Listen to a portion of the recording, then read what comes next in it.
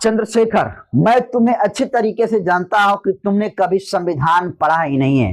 तुम्हारी डिग्रियां वैसी ही ऐरी गहरी है जैसे अंबेडकर की थी।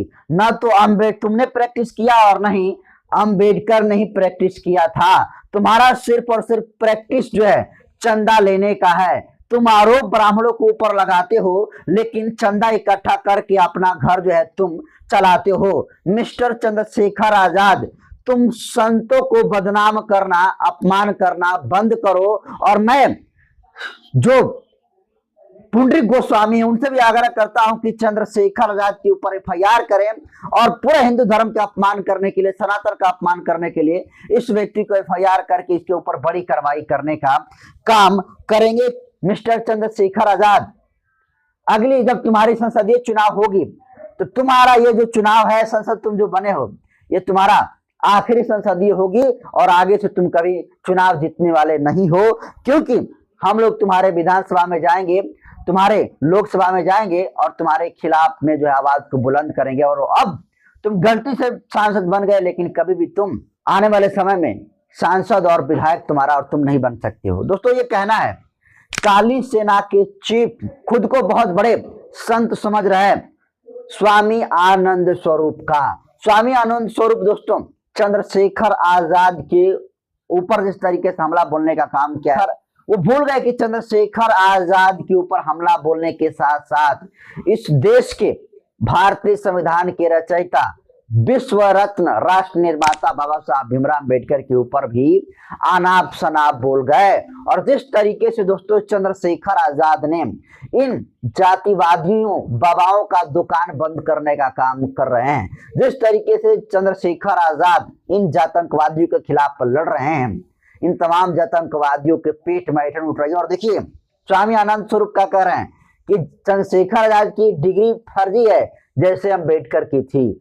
चंद्रशेखर, मैं पूरा पक्का जानता हूं कि संविधान को कभी तुमने पढ़ा ही नहीं है। तुम्हारी डिग्रियां भी ऐरी गहरी वैसी ही हैं जैसे अम्बेडकर की डिग्री है। जितने अम्बेडकर जैसे वकील थे, तुम भी वैसे ही वकील हो। उन्होंने भी कभी प्रैक्टिस नहीं किया, तुम भी कभी प्रैक्टिस नहीं करते हो। प्रैक्टिस तो तुम्हारा ये है, चंदा चोरी, चंदा लेना और अपना घर चलाना, यही काम है तुम्हारा।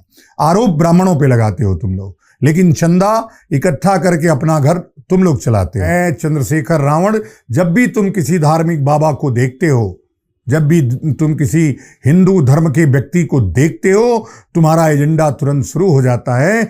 मैं सरकार से मांग करता हूं कि यह हमारी निजता, हमारे धार्मिक संप्रभुता पर प्रहार है। चंद्रशेखर के ऊपर हमारे धार्मिक अपमान का मुकदमा दर्ज किया जाए। पुंडरीक गोस्वामी से मैं मांग करता हूं कि उनको इसके ऊपर मानहानि करनी चाहिए। उत्तर प्रदेश की पुलिस को भी चंद्रशेखर के ऊपर मानहानि का मुकदमा किया जाना चाहिए।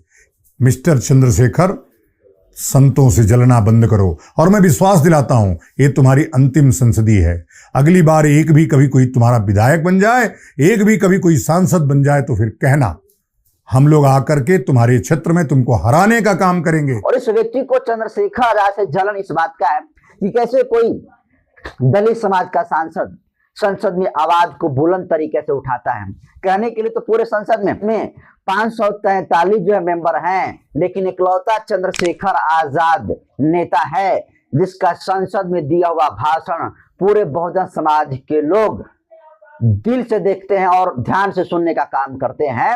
और यही वजह है कि आज चंद्रशेखर आजाद की दीवानगी लोगों के सर चढ़कर बोल रही है। और जब चंद्रशेखर आजाद का सामाजिक और राजनीतिक में कद बढ़ता जा रहा है, तो ऐसे ऐसे जातंकवादियों के पेट में ऐंठन उठ रही है और ऐसे ऐसे जातंकवादी कह रहे हैं कि चंद्रशेखर आजाद जैसे नेता को किसी भी कीमत पर अब विधायक और सांसद नहीं बनने देना है। रहा बात पुंडरीक गोस्वामी का, तो दोस्तों उत्तर प्रदेश इकलौता ऐसा राज्य बन गया है जिस राज्य में नियम और कानून से परे काम हो रहे हैं। संविधान की धज्जियां जो है दिन दहाड़े उत्तर प्रदेश में उड़ाई जा रही है और ये सब कुछ योगी गवर्नमेंट में हो रहा है। और हद तब हो गई कि जो गॉड ऑफ ऑनर शहीदों को दिया जाता है, बड़े बड़े मंत्रियों को दिया जाता है, संविधान के सम्मान में दिया जाता है, लोकतंत्र के सबसे बड़े महापर्व पर दिया जाता है, वो God of honour Pundarik Goswami जैसे बाबाओं को दिया जा रहा है।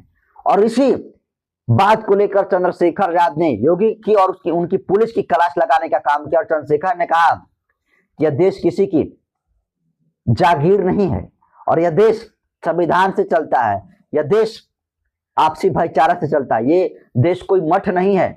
और कोई समझता है कि हम उत्तर प्रदेश के मुख्यमंत्री हैं तो वो जो मन तो करेगा, ये नहीं हो पाएगा। और ये कौन है? पुंडरीक गोस्वामी, जिसको पुलिस बुलाकर उसको सामने हजारों पुलिसों को सल्यूट पेश करवा रही है, परेड करवाने का काम कर रही है। ये कौन है पुंडरीक गोस्वामी? कौन सा संवैधानिक पद धारण करते हैं? इसका जवाब है कि पुंडरीक गोस्वामी एक संत है और इसकी वजह से उनको बुलाया जा रहा है। तो सवाल ये है कि संविधान में ऐसा कहीं भी नहीं लिखा है कि गॉड ऑफ ऑनर किसी संत और किसी बाबा को दिया जाए। और बाबा लोग किस तरीके से संत की आड़ में रहकर जो काम कर रहे हैं, आज पूरा देश देख रहा है कि किस तरीके से बाबाओं की, आसाराम बापू हुए, राम रहीम, ये भी बाबा ही थे और इन बाबाओं का क्या इतिहास रहा है पूरा देश जानता है। लेकिन चंद्रशेखर जी कह रहे हैं कि गॉड ऑफ ऑनर एक संत को नहीं मिलना चाहिए। लेकिन उत्तर प्रदेश पुलिस ने जिस तरीके से गॉड ऑफ ऑनर देने का काम जो पुंडरीक गोस्वामी ने दिया, ये बिल्कुल गलत हुआ है और मैं इसका विरोध करता हूं और सरकार को इसका हिसाब देना पड़ेगा। और देखिए, चंद्रशेखर आजाद को आवाज उठाने का नतीजा ये हुआ कि इस मामले पर कड़ा एक्शन हो गया है। और कड़ा एक्शन ये हो गया है कि जो डीजीपी हैं उत्तर प्रदेश के, वो जो है जवाब तलब किए हैं बहराइच पुलिस प्रशासन के लोगों से। ये किस लिए आप लोग ऐसा कर रहे हैं और क्यों किए थे? आप इसका जवाब दीजिए कि एक बाबा को क्यों बुलाए थे? जब प्रोटोकॉल नहीं है, कोई नियम और कानून नहीं कहता है कि किसी बाबा को जो है गॉड ऑफ ऑनर दिया जाए, तो तुमने क्यों इस तरीके से किया? जो तमाम आला अधिकारी हैं अपने छोटे अधिकारी से जवाब मांग रहे हैं। और ये सब कुछ किसकी वजह से हुआ? चंद्रशेखर आजाद की वजह से। और ये आनंद स्वरूप, स्वामी आनंद स्वरूप ये कह रहे हैं, ये बाबा, कि चंद्रशेखर आजाद संविधान को पढ़ा नहीं है, चंद्रशेखर आजाद संविधान के बारे में कुछ जानता नहीं है, चंद्रशेखर आजाद सिर्फ और सिर्फ लोगों को बेवकूफ बनाने का काम करता है। चंद्रशेखर आजाद की डिग्रियां जो है बिल्कुल फर्जी है, ऐरी गहरी है, जैसे अम्बेडकर की थी। तो आप दोस्तों सोचिए किस तरीके से इन जातंकवादियों के पेट में ऐठन उठ रही है। और ये स्वामी पुंडरीक गोस्वामी के ऊपर सवाल उठाने को ये कह रहा है कि धार्मिक अपमान हुआ है। अब बड़ा बताइए भाई, किसी एक व्यक्ति के खिलाफ में बोलना ये पूरे धार्मिक अपमान कैसे हुआ हो? तो आप सीधे तौर पर समझ लीजिए कि ये एक तरीके से आनंद स्वरूप, जो खुद को बड़े संत कहते हैं, ये चंद्रशेखर आजाद को एक तरीके से कहें तो धमकी भरे लहजे में चेतावनी देने का काम किए हैं। और ये कह रहे हैं कि अगली बार तुमको और तुम्हारे लोगों को विधायक और सांसद नहीं बनने देंगे और ये तुम्हारा संसदीय का आखिरी काल है। तुम कभी भी जीवन में किसी संवैधानिक पद पर तुम नहीं जीत सकते हो। ये बात आनंद स्वरूप ने कहा है। तो दोस्तों, उत्तर प्रदेश 2027 का चुनाव करेगा और तय करेगा कि चंद्रशेखर का कद क्या है। और निश्चित तौर पर जो स्थिति अभी चंद्रशेखर आजाद का है, अगर उसी तरीके से चंद्रशेखर ने बरकरार रखा तो ये लोग कह रहे हैं कि इसका जमाना जब्त हो जाएगा, इसका संसदीय का आखिरी काल, इसका कोई मंत्री विधायक नहीं बन पाएगा। उनको चंद्रशेखर जवाब देंगे उत्तर प्रदेश की सरकार में आकर। लेकिन ये जो चंद्रशेखर के खिलाफ में जो चंद्रशेखर आजाद को चेतावनी देने का काम आनंद स्वरूप ने किया है, इसको आप कैसे देखते हैं? अपनी प्रतिक्रिया कमेंट सेक्शन में जरूर दीजिए। बहुत बहुत धन्यवाद।